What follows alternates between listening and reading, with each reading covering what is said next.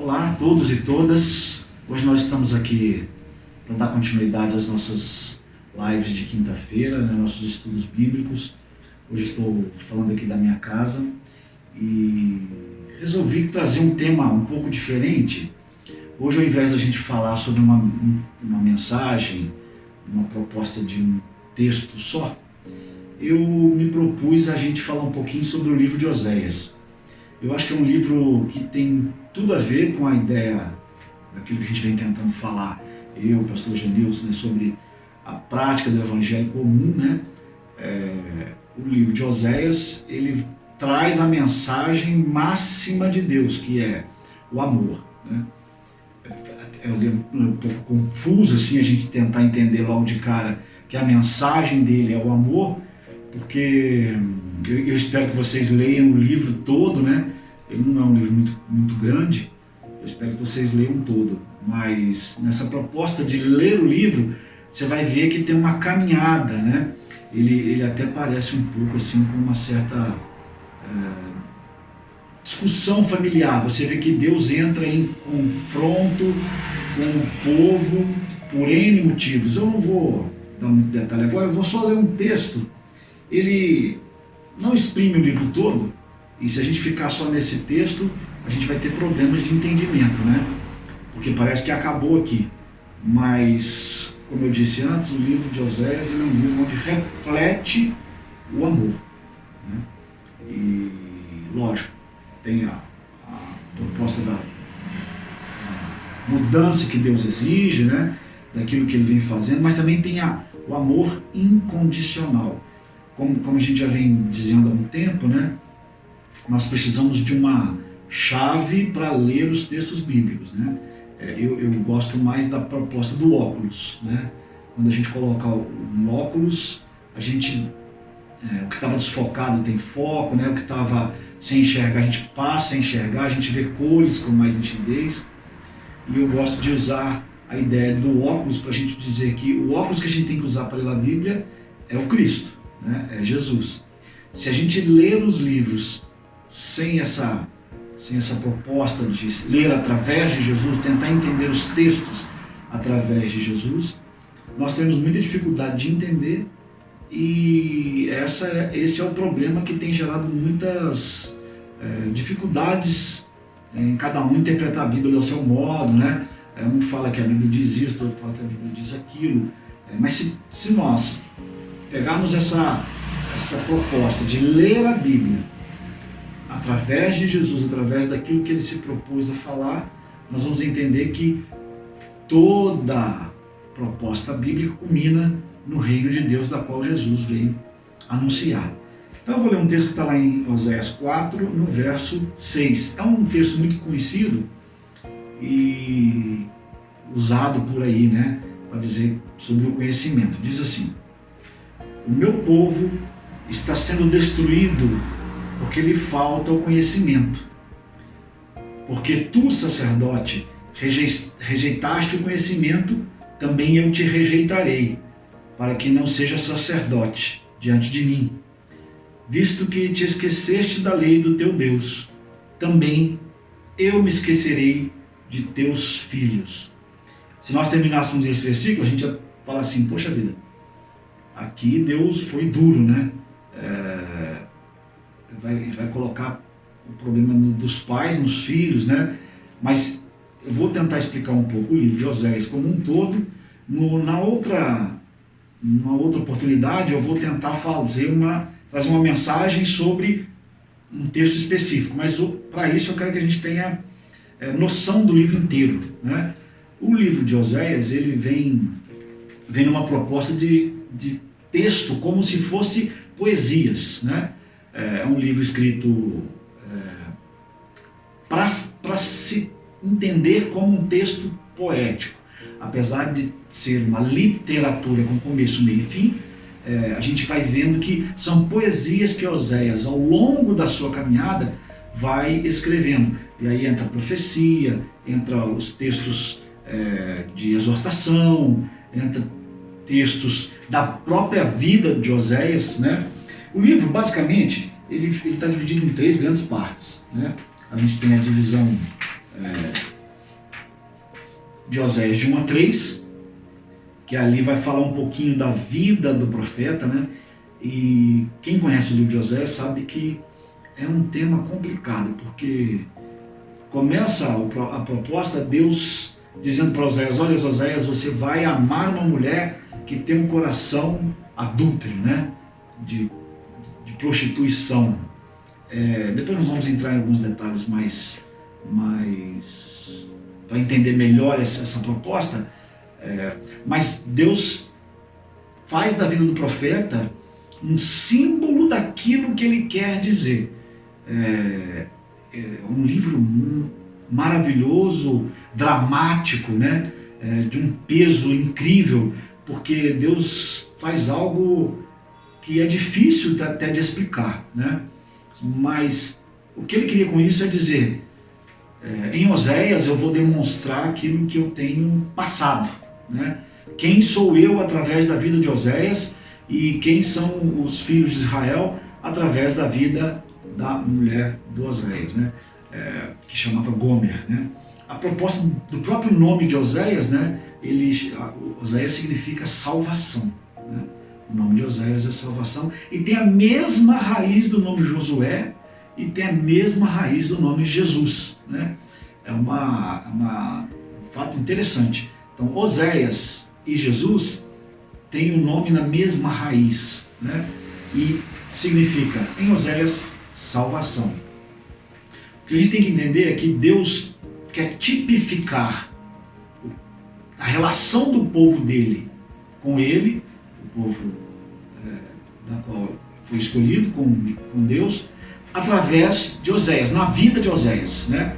E aí no capítulo de 1 a 3, dessa primeira divisão, conta essa proposta de Oséias ter que amar uma mulher com coração adúltero. Essa mulher se prostitui depois, né, com outros amantes, e Deus diz: olha, vai lá de novo e ama essa mulher novamente, paga as dívidas que ela tem com seus amantes e toma essa mulher. E Oséias teve 3 filhos com essa mulher, e as coisas foram bem que desbarrancando, né? Só problema nesse casamento. Tipificando aqui aquilo que Deus estava vivenciando com o povo, principalmente naquela época, mas não diferente de agora, né? O livro tem esse propósito de ser um livro atual, né? E no segundo, que é de 4 a 6, está esse texto que eu li, né? Do capítulo 4 ao capítulo 6, ele vai fazer várias repreensões, ele vai mostrar para o povo o que está acontecendo, por que ele está desgostoso, né? E eu escolhi esse capítulo 4 no verso 6, porque ele fala muito forte nesse texto, dizendo: o que falta no meu povo é conhecimento, né? A gente pode pensar que seja um conhecimento técnico, mas não é verdade. Conhecimento técnico até que eles tinham, né? Eles não tinham esse conhecimento de ser junto, né? Vivenciar a caminhada, estar unido com Deus, produzir aquilo que dá de coerência com o que eles acreditavam. Então eles tinham uma prática diferente da crença. Eles até adoravam Jeová, mas faziam diferentes nos seus atos, né? E aí o povo também começa a adorar outros deuses, que naquela época, principalmente Baal, né? E o tema forte também desse capítulo de 4 ao capítulo 6 é a questão da injustiça, né? Porque o povo se portava de maneira injusta, né? E crer em Deus é praticar justiça, né? E quando não a praticamos, nós temos que ser resilientes em dizer: erramos e estamos errados e precisamos mudar, né? Então o Oséias ali, ele começa a entregar uma série de choques, verdades, né, para chamar o povo à atenção. e bate forte nessa questão do crescimento. Vocês estão adorando Baal, vocês estão adorando Javé, vocês fazem sacrifício, vocês queimam incenso, vocês praticam isso, aquilo outro, mas na verdade vocês não praticam justiça e vocês não têm fidelidade a mim, né? E aí tipifica isso no casamento de Oséias, né? Por isso Deus orienta Oséias nessa questão desse casamento, para que ficasse arraigado ali naquele exemplo o que o próprio Deus estava passando, né? Deus era aquele que ama o povo e o povo prostitui, adultera, não está nem aí, apesar de Deus estar junto, né? Aceitar novamente, como Oséias fez, né? Voltar novamente, chamar a mulher de volta para casa, a mulher mesmo assim não cumpria o que tinha que ser cumprido. Então é nessa proposta que Oséias serve de exemplo nos capítulos iniciais. No capítulo de 4 a 6 ele vem trazendo uma série de repreensões para mostrar ao povo: meu ponto com vocês é esse. E no último bloco, né, nós temos então um pouco mais de avisos, mas agora já num outro tom, né? Não mais aquelas repreensões pesadas do capítulo 4 ao capítulo 6, mas um aviso dizendo: precisa mudar isso, vocês precisam resolver isso. E daí é o que eu disse, que realmente temos que entender o texto sem aquele versículo que eu li no início, né? O texto todo não condiz ali. Aquele 4, verso 6, é o auge da briga de Deus com o povo, dizendo: olha, não vou mais conversar com vocês e não vou nem reconhecer os seus filhos. O que nós temos que entender é que o último bloco é o bloco onde traz o processo da esperança, né? É um final maravilhoso, né? É Deus dizendo: vai chegar um momento que eu vou converter vocês, que eu vou fazer vocês entenderem essa obediência, né? Que vocês vão ser sal para as outras nações, que vocês vão conquistar outros, né? Mas mesmo assim, nesse último bloco, Deus faz algumas alusões a acontecimentos passados, né? De problemas, né? Relembra Saul, relembra Jacó, pessoas que tiveram relações conturbadas e problemas para administrar suas vidas, né?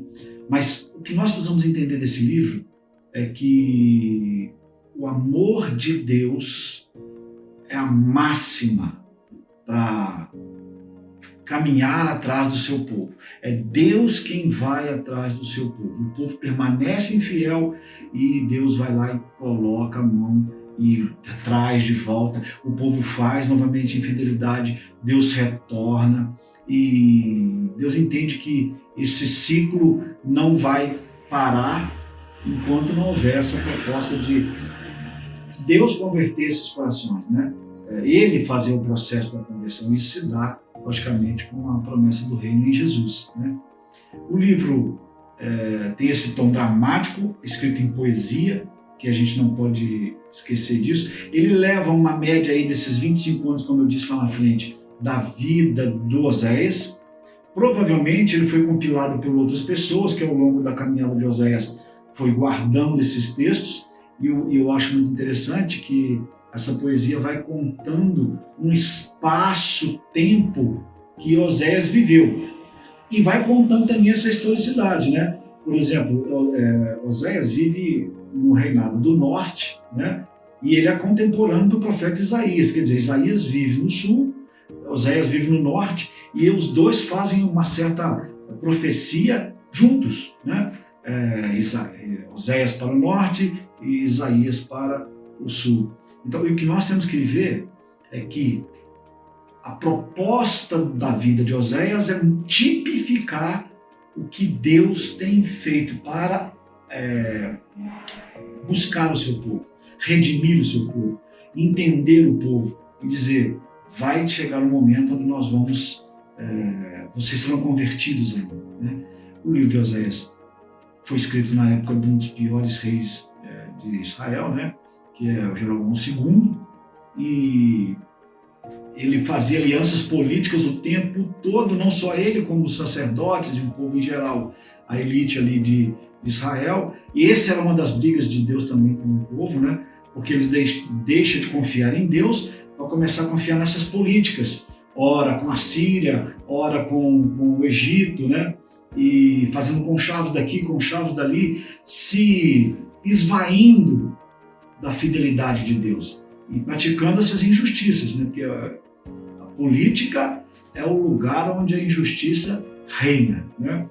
Então nós temos que dizer que esse livro é atual, né? É atual porque Oséias, ele tipifica Jesus e o povo de Israel tipifica a nós, né?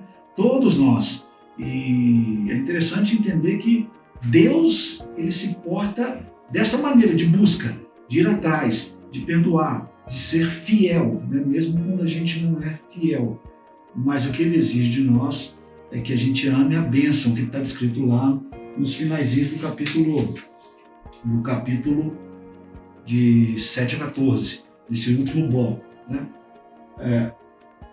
O exílio se dá, né? Não tem jeito, né? O povo é levado ao exílio, e o exílio, até certo ponto, que também vem nessa profecia de Oséias, né? Ele é a órtese, né? Uma espécie de órtese para colocar o povo no eixo. Dizer, olha, porque vocês me abandonaram, tem aí uma consequência, né? E eu gosto dessa proposta da consequência, porque a consequência ela é o resultado das escolhas, né? Lógico, Deus perdoa, Deus age como Moisés, que vai atrás de Gomer, né? Que tenta pegar a infidelidade e transformar ela em algo bom novamente. Sim, mas a consequência, né? Ela se dá. E uma das consequências desse afastamento do povo na época de Oséias é o exílio, né? O povo é exilado, e por isso que eu disse que é uma espécie de órtese, né? Para tentar corrigir o povo. Foi assim que Deus usou essa passagem do exílio, para chamar